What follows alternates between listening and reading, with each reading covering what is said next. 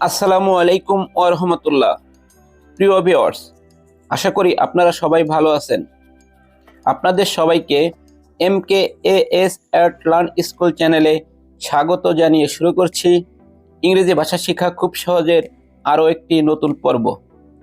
বন্ধুরা, আজকের এই পর্বে আমরা শিখব ইংরেজি বাক্য গঠন এবং প্রত্যেকটি ইংরেজি ওয়ার্ডের বাংলা উচ্চারণ এবং অর্থ।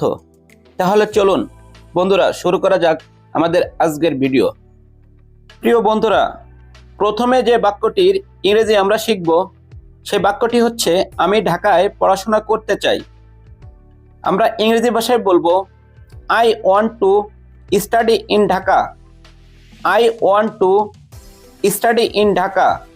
বন্ধুরা, এখানে আই ওয়ান্ট টু এর পরিবর্তে আমরা আই উড লাইক টু ব্যবহার করতে পারি। আমরা আই উড লাইক টু ব্যবহার করে যেভাবে ইংরেজি বলবো সেটা হচ্ছে I would like to study in Dhaka. এখানে আই ওয়ান্ট শব্দের অর্থ আমি চাই, স্টাডি শব্দের অর্থ পড়াশোনা। I want two study in Dhaka Bangla অর্থ হবে আমি ঢাকায় পড়াশোনা করতে চাই। প্রিয় বন্ধুরা, এরপরে যে বাক্যটির আমরা ইংরেজি শিখব বাক্যটি হচ্ছে আমি সবাইকে সম্মান করতে চাই। ইংরেজি ভাষায় বলবো I want to respect everyone. I want to respect everyone. বন্ধুরা, এখানে আমরা ওয়ান্টের পরিবর্তে কুড লাইক শব্দ ব্যবহার করেও ইংরেজি বলতে পারি। যেমন ধরুন, I could like to respect everyone. I could like to respect everyone Bangla অর্থ হবে আমি সবাইকে সম্মান করতে চাই। এখানে আই ওয়ান্ট শব্দের অর্থ আমি চাই, রেসপেক্ট শব্দের অর্থ সম্মান, এভরিওয়ান শব্দের অর্থ সবাই। I want to respect everyone Bangla অর্থ হবে আমি সবাইকে সম্মান করতে চাই। প্রিয় বন্ধুরা, এখন যে বাক্যটির ইংরেজি আমরা শিখব সেই বাক্যটি হচ্ছে আমি একজন সৎ মানুষ হতে চাই। বন্ধুরা, এই বাক্যটিকে আমরা দুইভাবে ইংরেজি করতে পারি। এক, I want to be an honest person. I want to be an honest person. অথবা I would like to be an honest man. অথবা I would like to be an honest man Bangla অর্থ হবে আমি একজন সৎ মানুষ হতে চাই। এখানে আই ওয়ান্ট শব্দের অর্থ আমি চাই, অ্যান শব্দের অর্থ একজন, অনেস্ট শব্দের অর্থ সৎ, ম্যান শব্দের অর্থ মানুষ। I want to be an honest person আমি একজন সৎ মানুষ হতে চাই।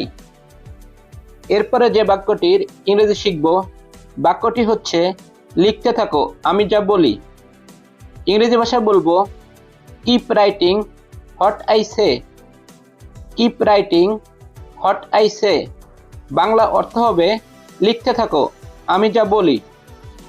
প্রিয় বন্ধুরা, এখানে কিপ রাইটিং শব্দের অর্থ লিখতে থাকো, হোয়াট আই সে শব্দের অর্থ আমি যা বলি।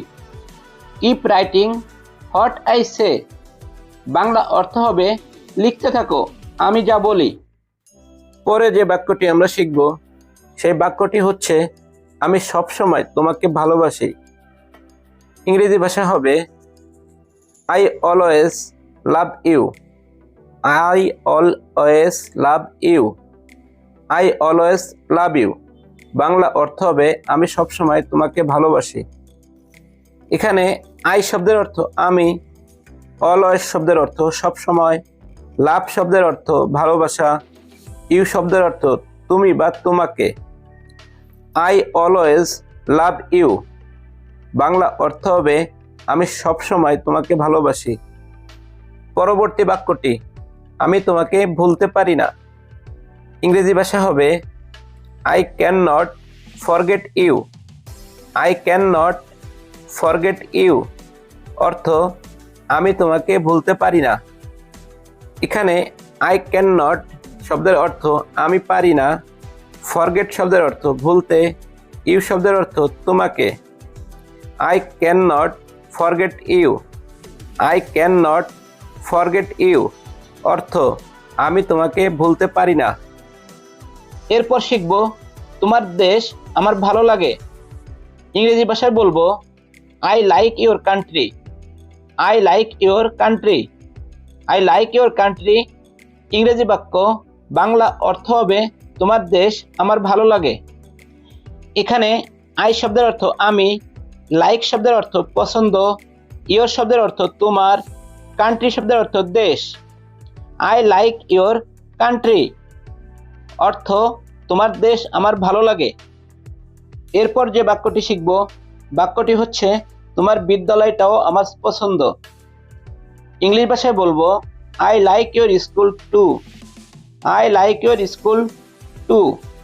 I like your school too ইংরেজি বাক্য, বাংলা অর্থ হবে তোমার বিদ্যালয়টাও আমার পছন্দ। এখানে লাইক শব্দের অর্থ পছন্দ, ইয়োর শব্দের অর্থ তোমার, স্কুল শব্দের অর্থ বিদ্যালয়। I like your school too অর্থ তোমার বিদ্যালয়টাও আমার পছন্দ। প্রিয় ভিউয়ার্স, আজ এ পর্যন্ত। সবাই ভালো থাকবেন, সুস্থ থাকবেন। আর হ্যাঁ, আমাদের এই ভিডিও যদি আপনাদের কাছে ভালো লেগে থাকে তাহলে অবশ্যই লাইক, কমেন্ট, শেয়ার করে অন্যদের দেখার সুযোগ করে দেওয়ার জন্য বিশেষভাবে অনুরোধ করছি।